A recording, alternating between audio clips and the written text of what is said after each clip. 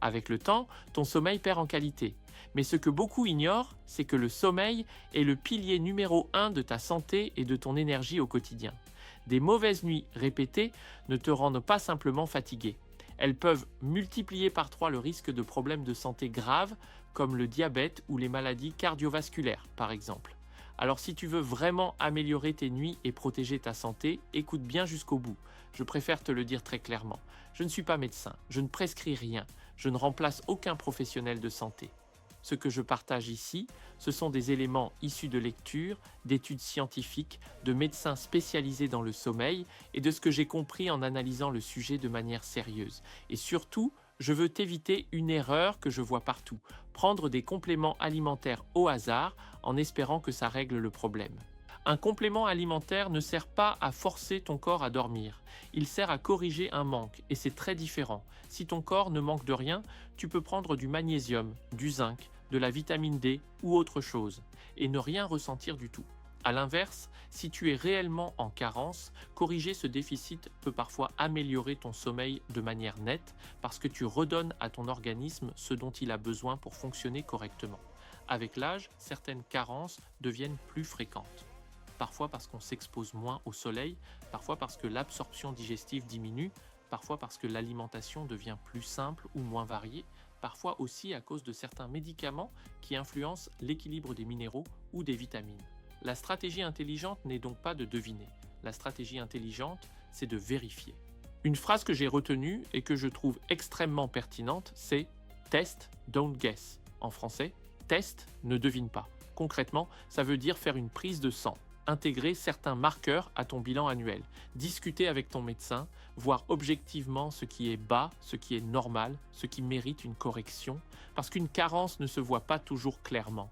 Tu peux juste te sentir plus fragile, plus nerveux, plus fatigué, avoir un sommeil plus léger, des réveils précoces, sans jamais faire le lien. Mais sur une analyse biologique, certains déséquilibres apparaissent clairement. Et il faut aussi comprendre une chose importante. En vente libre, ne veut pas dire sans conséquence. Trop supplémenter peut être aussi problématique qu'être carencé. Certaines vitamines liposolubles peuvent s'accumuler, certains minéraux en excès peuvent créer des troubles digestifs ou interagir avec des traitements médicaux. Donc surtout si tu prends déjà un médicament, la prudence est essentielle.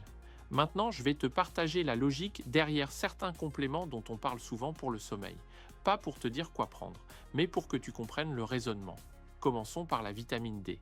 La vitamine D est souvent basse chez les personnes qui s'exposent peu au soleil, ce qui est fréquent après 50 ans. Plusieurs recherches ont observé un lien entre un faible taux de vitamine D et une qualité de sommeil réduite, durée plus courte, efficacité du sommeil plus faible, plus de temps éveillé pendant la nuit, endormissement plus long. La vitamine D semble également interagir avec le rythme circadien, c'est-à-dire ton horloge biologique interne. Quand ce rythme est perturbé, tu peux avoir sommeil trop tôt, pas au bon moment, ou te réveiller à 4 heures du matin sans réussir à te rendormir. Je ne dis pas que la vitamine D est la solution miracle. Je dis que si ton taux est bas, le corriger peut soutenir l'équilibre global de ton organisme. Et au-delà du complément, il y a quelque chose de beaucoup plus simple. La lumière du matin, sortir 5 à 10 minutes au réveil, exposer tes yeux à la lumière naturelle, marcher un peu, respirer. Ce signal est extrêmement puissant pour recaler ton cerveau. Ensuite, parlons du fer. Une carence en fer peut provoquer une fatigue profonde. Même si tu dors suffisamment, tu peux faire tes heures de sommeil et te réveiller épuisé. Le fer participe au transport de l'oxygène dans le sang. Si l'oxygénation est moins optimale, la sensation de récupération peut être altérée. Il existe aussi un lien documenté entre carence en fer et syndrome des jambes sans repos. Ce phénomène où tu es fatigué, prêt à dormir, mais ton corps te donne une sensation interne d'agitation, comme s'il fallait bouger en permanence. Mais là, je suis très clair, le fer ne se prend jamais au hasard. On vérifie toujours par prise de sang, parce qu'un excès de fer peut être problématique. Le zinc ensuite. On en parle moins pour le sommeil, pourtant certaines études montrent que les personnes qui dorment peu ont parfois des niveaux de zinc plus faibles. Le zinc intervient dans l'immunité, la réparation cellulaire, la régulation de certaines fonctions neurologiques. Il ne fait pas dormir, mais il participe à l'équilibre global. Même logique, On vérifie, on corrige si nécessaire, on ne joue pas au hasard. Le magnésium, lui, est probablement le plus connu. Le magnésium intervient dans des centaines de réactions enzymatiques. Il participe à la régulation du système nerveux, il est impliqué dans la production et la régulation du GABA, un neurotransmetteur qui agit comme un frein naturel dans le cerveau, favorisant l'apaisement. Des études ont observé que chez des personnes âgées carencées, une correction du magnésium pouvait améliorer la latence d'endormissement, réduire les réveils nocturnes et améliorer certains marqueurs du sommeil. Mais encore une fois, trop de magnésium peut provoquer des troubles digestifs et certaines pathologies nécessitent prudence. Donc on vérifie. Il y a aussi la mélatonine. Et là, je veux vraiment être clair. La mélatonine est une hormone. Ce n'est pas un simple complément neutre.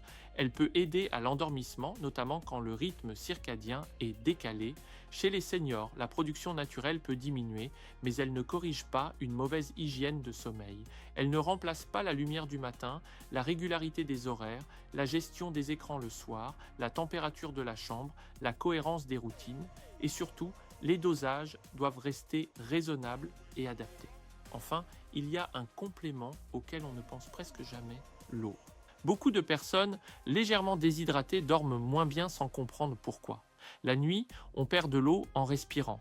Si tu démarres la nuit déjà déshydraté, tu peux avoir la bouche sèche, des micro-réveils, une sensation de récupération incomplète. Il ne s'agit évidemment pas de boire 1 litre à 22 heures. L'idée est de bien s'hydrater dans la journée et de diminuer progressivement en soirée. Si je résume tout ça de manière très simple, les compléments ne sont pas des somnifères naturels, ce sont des outils pour corriger un manque. La stratégie la plus intelligente, c'est d'identifier les carences réelles, de les corriger proprement, sans excès, en tenant compte des éventuels traitements. Et en parallèle, tu construis la base, lumière du matin, horaire régulier, activité physique douce, alimentation cohérente, environnement de sommeil adapté, gestion du stress. Le sommeil n'est pas un bouton, c'est un système. Et quand les signaux deviennent cohérents, ton corps recommence souvent à faire ce qu'il sait faire naturellement. Dormir. Je te souhaite une bonne nuit en paix. Peace.